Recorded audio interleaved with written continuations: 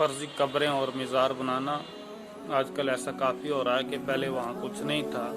اب بغیر کسی مردے کو دفن کیے قبر و مزار بنا دیا گیا،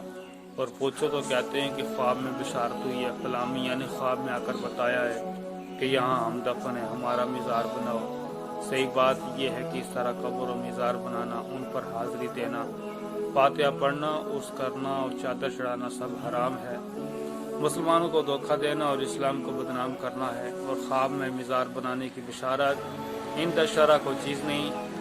اور جن لوگوں نے ایسے مزارات بنائے ہیں ان کو اکھاڑ دینا اور ان کا نام و نشان ختم کر دینا بہت ضروری ہے۔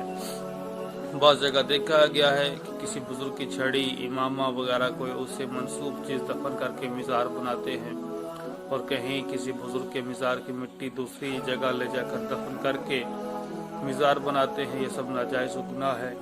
سیدی اعلیٰ حضرت امام احمد رضا فاضل بریلوی فرماتے ہیں، فرضی مزار بنانا اور اس کے ساتھ اصل کا سا معاملہ کرنا ناجائز و بدعت ہے، اور خواب کی بات خلاف شرع امور میں مسموع نہیں ہو سکتی۔ فتاوی رضویہ جلد 4 صفحہ نمبر 115۔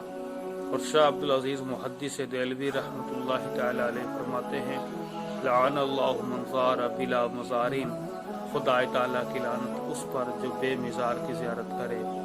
اور جس جگہ کسی بزرگ کا مزار ہونے نہ ہونے میں شک ہو وہاں بھی نہ جائے، یہی بہتر ہے۔ اللہ تبارک و تعالیٰ مسلمانوں کو عقل سلیم عطا کرے۔